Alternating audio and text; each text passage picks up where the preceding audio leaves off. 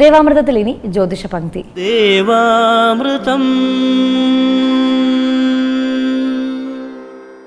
ഇന്ന് 1191 ഇടവമാസം 10-ാം തീയതി, അതായത് 2016 ജൂൺ മാസം 24-ാം തീയതി. ഇന്ന് വെള്ളിയാഴ്ചയാണ്. അവിട്ടമാണ് നക്ഷത്രം. പതിവ് പോലെ ജ്യോതിഷ പങ്ക്തിയിൽ നമ്മളോടൊപ്പമുള്ളത് നമുക്കൊക്കെ ജ്യോതിഷപരമായ മാർഗ്ഗനിർദ്ദേശങ്ങൾ നൽകുകയും ഡോക്ടർ പദവികൾ ഉൾപ്പെടെ നിരവധി ദേശീയവും അന്തർദേശീയവുമായ പുരസ്കാരങ്ങൾ നേടിയിട്ടുള്ളതും 45 വർഷത്തിലധികമായി തിരുവിതാംകൂർ മേൽശാന്തിയായി സേവനമനുഷ്ഠിച്ചിട്ടുള്ളതുമായ നമുക്കൊക്കെ ഗുരുസ്ഥാനീയനായ ഡോക്ടർ കുടമാളൂർ ശർമാജിയാണ്. വളരെ സ്നേഹാദരങ്ങളോടെ അദ്ദേഹത്തെ നമുക്ക് ഇന്നത്തെ അധ്യായത്തിലേക്ക് സ്വാഗതം ചെയ്യാം. നമസ്കാരം ശർമ്മ. നമസ്കാരം. ഇന്നത്തെ കത്തിലേക്ക് ശ്രീ ശർമാജി പാലക്കാട് നിന്ന് സുരേന്ദ്രൻ എഴുതുന്നു. മകൻ ഒരു പെൺകുട്ടിയുമായി പ്രണയത്തിലാണ്. ഞങ്ങൾക്കും ആ ബന്ധം ഇഷ്ടം. ജാതക ചേർച്ചയില്ല എന്ന് പറഞ്ഞ് പെൺകുട്ടികളുടെ വീട്ടുകാർ താല്പര്യപ്പെടുന്നില്ല. എന്ത് പ്രതിവിധി ചെയ്താൽ കുഴപ്പമില്ലാതെ പോകുമെന്ന് ചോദിച്ചിരിക്കുകയാണ്. ഗ്രഹനിലകൾ രണ്ടുപേരുടെയും നോക്കിയതിൽ വലിയ കുഴപ്പങ്ങൾ ഒന്നും തന്നെ കാണുന്നില്ല. സാധാരണ ഇത്തരം ഗ്രഹനിലപ്പെട്ടവർ വിവാഹം കഴിച്ചു പോകുന്നുണ്ട്. എങ്കിലും നക്ഷത്രങ്ങൾ തങ്ങളിലെ മകയിരം പൂരം നക്ഷത്രങ്ങളാണ്. പല എപ്പിസോഡുകളിലും പറഞ്ഞ പോലെ മധ്യമരജു എന്ന് പറയുന്ന ഒരു ദോഷം ഉള്ളതുകൊണ്ടാവാം പെൺവീട്ടുകാർ ഇതിനകത്ത് സമ്മതിക്കാതെ വരുന്നത്. സാധാരണ പെൺവീട്ടുകാരാണ് കൂടുതൽ ജ്യോതിശാസ്ത്രത്തിൽ നോക്കുന്നത്. ഇനി വിശ്വാസമില്ലെങ്കിൽ തന്നെയും ഒരു പെണ്ണിനെ അയക്കുമ്പോൾ അപാകതകൾ അതിൻ്റെ പേരിലുണ്ടാവരുത് എന്നുള്ള രീതിയിൽ ജ്യോതിഷനെ സമീപിക്കാറുണ്ട്. വിശ്വാസം ചിലപ്പോൾ ഉള്ളവരുണ്ടാവാം, ഇല്ലാത്തവരുണ്ടാവാം. ചിലപ്പോൾ ഒരു മകളാവാം, ചിലപ്പോൾ മൂത്ത മകളാവാം, ചിലപ്പോൾ വളരെ പാടുപെട്ടുള്ള വിവാഹബന്ധമാവാം. ഇനി നമുക്കറിയാൻ പാടില്ലാത്ത ഒരു ശാസ്ത്രമായതുകൊണ്ട് അതിൻ്റെ പേരിൽ കുട്ടികൾ ദുഃഖം അനുഭവിക്കരുത്, അതുകൊണ്ട് നോക്കിയേക്കാം എന്ന് വെക്കുന്നവരും വിശ്വാസമുള്ളവരും കീഴാചാരപ്രകാരം നോക്കി നടത്തുന്നവരും ഇത് പലതരത്തിൽ അനുഭവത്തിൽ വന്ന് ബോധ്യമുള്ളവർ ഇത് കണിശമായിട്ട് നോക്കിയേ മതിയാകൂ എന്ന് വിശ്വസിക്കുന്നവരും ഉണ്ടാകും.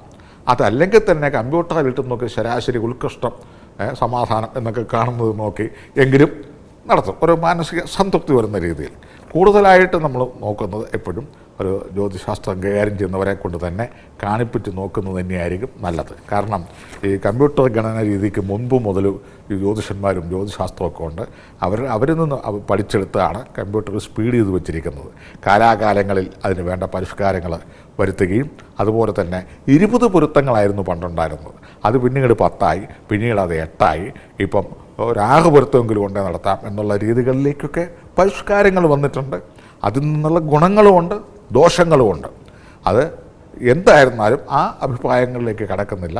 പക്ഷേ ജ്യോതിശാസ്ത്രപരമായിട്ട് ഇവർ ചിന്തിക്കുന്നത് ഈ മധ്യമരജു കൊണ്ടായിരിക്കണം എന്ന് ഉദ്ദേശിക്കുന്നു. കാരണം നക്ഷത്രങ്ങൾ നിങ്ങൾ ഈ പൂരവും മകയിരവുമാണ്. ഞാൻ പറഞ്ഞ പോലെ 3 വിരൽ സമമായി ചേർത്തുകൊണ്ട് അശ്വതി, ഭരണി, കാർത്തിക, രോഹിണി, മകയിരം, തിരുവാതിര, പുണർതം, പൂയം, ആയില്യം, മകം, പൂരം.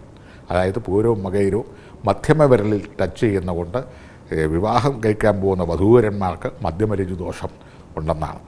ആദ്യത്തെ വിരലിലാണ് 2 പേരുടെയും, അതായത് വധൂവരന്മാരുടെ നക്ഷത്രങ്ങൾ ആദ്യത്തെ വിരലിൽ ടച്ച് ചെയ്താൽ തുടക്കത്തിലെ തന്നെ സ്റ്റാർട്ടിംഗ് ട്രബിളും, അവസാനത്തെ വിരലിലാണെങ്കിൽ ഒരു മധ്യകാല ജീവിതത്തിന് ശേഷം തമ്മിൽ തല്ലും ബഹളവും, മധ്യത്തിലാണെങ്കിൽ അത് ഉറപ്പായിട്ടും കലഹ വിരഹാദികളും അതുപോലെ മറ്റേതെങ്കിലും രോഗങ്ങളും വന്നു ചേരുകയും മക്കളുണ്ടാകാതെ വരികയും ഉണ്ടായാൽ പ്രശ്നങ്ങളും ഇവരെ പ്രതിചൊല്ലി വീട്ടുകാർ തങ്ങളിൽ വലിയ വലിയ യുദ്ധങ്ങളുണ്ടാകുകയും കേസ് വഴക്കുകളും അഭിമാന പ്രശ്നങ്ങളും ഒക്കെ ഉണ്ടാക്കി വെക്കുകയും അകാരണമായ കലഹങ്ങളും വ്യഥ പ്രശ്നങ്ങളും ഏറ്റവും നൂതനമായ ഈ യുഗത്തിൽ പോലും വിവിധങ്ങളായിട്ടുള്ള പ്രശ്നങ്ങൾ ഉണ്ടായിക്കൊണ്ടിരിക്കുന്നുണ്ട്.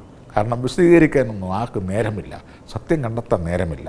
കാണുന്നതിനെ ബോധ്യപ്പെടുക, അവയുമായി മുന്നോട്ട് പോവുക. അല്ലാതെ ഇത് എങ്ങനെ കൂട്ടിച്ചേർന്ന് പോകുവാനായിട്ട് യോജിപ്പിച്ച് പോകാനായിട്ട് നോക്കുന്നില്ല. അപ്പോൾ അങ്ങനെയൊക്കെ വരുന്ന ഒരു തിരക്ക് പിടിച്ച ഒരു കാലഘട്ടമായതുകൊണ്ട് കഴിവതും നോക്കി നടത്താമെന്ന് ഉദ്ദേശിച്ച് ഈ മധ്യമരജു കാരണമാണ് ഈ വീട്ടുകാർ ഇതിനകത്തുനിന്ന് മാറി നിൽക്കുന്നത്. അങ്ങനെ വീട്ടുകാർ മാറി നിന്ന് പെൺകുട്ടിയുടെ സമ്മതം ഇല്ലെങ്കിൽ വിവാഹം നടത്താതിരിക്കുന്നത് തന്നെയാണ് നല്ലത്. അഥവാ കുട്ടികൾ തങ്ങളിൽ ഇഷ്ടവും ഇതിനകത്ത് ഗ്രഹനിലപ്രകാരം വലിയ കുഴപ്പവുമില്ല, വീട്ടുകാരും ക്രമാനുഗതമായിട്ട് സമ്മതിക്കുകയാണ് എങ്കിൽ ഇവരുടെ 2 പേരുടെയും പേരും നക്ഷത്രവും ചേർത്ത് ഉമാമഹേശ്വരം അല്ലെങ്കിൽ ദീർഘസുമംഗലി എന്ന് പറയുന്ന നെടുമംഗല്യം ലഭിക്കത്തക്ക രീതിയിലുള്ള കർമാനുഷ്ഠാനങ്ങൾ ചെയ്ത് ശിവപാർവതി പ്രാണപ്രതിഷ്ഠ ചെയ്ത് പടിഞ്ഞാട്ട് ദർശനം ഉള്ള ശിവക്ഷേത്രത്തിൽ ഈ വെള്ളിനൂല് സമർപ്പിക്കുക. അപ്രകാരം ചെയ്യുമ്പോൾ ഒരു 25 മുതൽ 40% വരെ ഈ രജിദോഷത്തിൻ്റെ കാഠിന്യങ്ങൾ കുറയും. തുടർന്ന് നടത്തുന്നതും ഒരു 60 മുതൽ 80% വരെ കുഴപ്പമില്ലാതെ മുന്നോട്ട് പോകും. അതിനേക്കാൾ ഉപരി ദൃഢമായിട്ടുള്ള ദൃഢപ്രതിജ്ഞകളും അതുപോലെ തന്നെ പലതരത്തിൽ ചേർച്ചക്കുറവുകളുണ്ട് എന്നുള്ള രീതി കണ്ട് ദമ്പതികൾ പരസ്പരം യോജിച്ചും വീട്ടുകാരും ഒക്കെ ആയിട്ട് മുന്നോട്ട് പോകുകയാണെങ്കിൽ ഈ പറഞ്ഞ പ്രതിവിധികളൂടെ ഉണ്ടെങ്കിൽ യാതൊന്നും ഭയക്കേണ്ട കാര്യമില്ല, നടത്തിപ്പോകാവുന്നതാണ്. അല്ലാതെ വരുമ്പോഴാണ് കൂടുതൽ പ്രശ്നങ്ങളിലേക്ക് വരുന്നത്. കാരണം മധ്യമരജ്ജു ഉള്ളവർ ഒരു പരിധി വരെ വിവാഹത്തിന് മുൻപ് തന്നെ പരസ്പരം അകലാലും ബഹളത്തിലും ഒക്കെ തുടങ്ങും. ആരുടെയെങ്കിലുമൊക്കെ സമ്മതമില്ലാതെ എടുത്തുചാടും. എന്തെങ്കിലും പ്രശ്നങ്ങൾ വന്നു കഴിയുമ്പോഴത്തേനും സഹായിക്കേണ്ടവർ തന്നെ പലതരത്തിൽ പിന്തിരിയും.